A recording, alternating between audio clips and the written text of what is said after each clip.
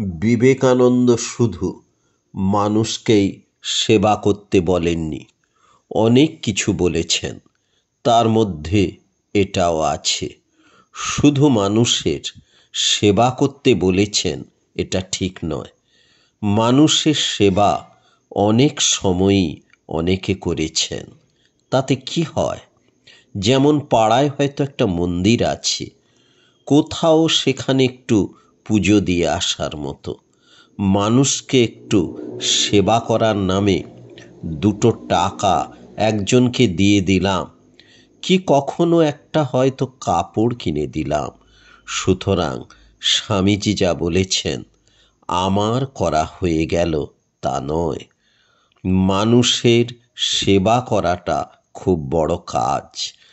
মানুষের সেবা করতে গেলে যেটা দরকার সেটা হচ্ছে ত্যাগী হতে হবে। ত্যাগী না হয়ে মানুষকে সেবা করলে কি হয়? তাতে বড় জোর লোকে বলবে এ লোকটা খুব ভালো মানুষ, লোককে টাকা পয়সা দেয়, খুব নাম হবে, খ্যাতি বা যশ হবে, সম্মান পাওয়া যাবে, কিন্তু মনুষ্যত্ব অর্জন হবে না। কাজেই এই কাজগুলিকেই যদি সেবা মনে করি তাহলে ঠিক হলো না। ত্যাগের সঙ্গে সেবা চাই। অনেকে মনে করেন গরিবদের কিছু দিয়ে দেওয়া মানে সেবা করা হলো। গরিবকে কিছু দিয়ে দেওয়া মানেই সেবা করা নয়। এ কাজ আনুষ্ঠানিকতায় পর্যবসিত হয় অনেক সময়। কিছু দান করে দিলাম পূজার সময়, ভাবলাম অনেক সেবা হয়ে গেল, কিন্তু তা হলো না। ঠিক সেবা হবে আমার মনটাকে দিতে পারলে, হৃদয়টাকে দিতে পারলে। আমার মনটাকে কি দিতে পেরেছি?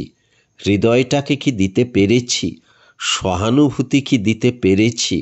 তার দুঃখে কি দুঃখ বোধ করেছি? যথার্থ সেবা হবে কখন? যখন সকলের মধ্যে ঈশ্বরকে দেখতে পাওয়া যাবে।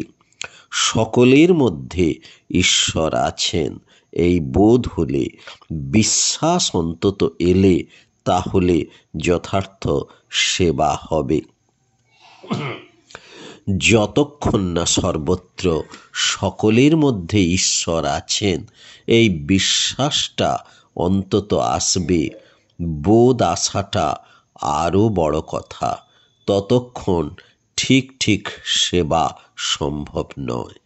এই ভাব নিয়ে সেবা করলে যে সেবা করছে তার উন্নতি হবে, জীবনের পূর্ণ বিকাশ হবে।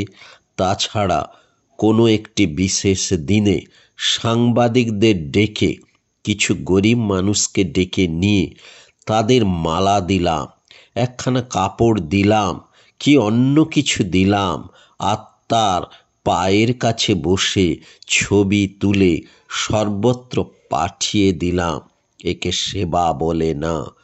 প্রতিটি মানুষও আর সব আসলে ঈশ্বর এই বোধ কি হয়েছে? যদি হয়, সর্বত্র সব কাজে সব চিন্তায় তার প্রকাশ দেখা যাবে।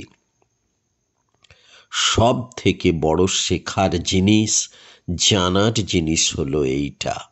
সেই জানার পথে একটুখানি এগোলে আশেপাশে যারা আছে তাদের দুঃখ কষ্ট দেখলে বুকে কষ্ট হবে, মনে হবে ও তো আমিও ভগবান, সেও ভগবান। সে মানুষটি কষ্টের মধ্যে রয়েছে, আমার জন্য প্রাণ কাঁদবে না। এভাবে যে তার সেবা হয় তাই যথার্থ সেবা। এই সেবার কথাই স্বামীজি বলেছেন, অন্যরাও বলেছেন। এ সেবার মাধ্যমে নিজের উন্নতি হয়, মানুষ হওয়া যায়। স্বামী বিবেকানন্দ বলছেন, পড়েছ মাতৃদেব ভব পিতৃদেব ভব, আমি বলি দরিদ্র দেব ভব, মূর্খ দেব ভব।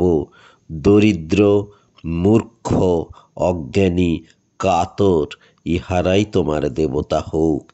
ইহাদের সেবাই পরম ধর্ম জানিবে।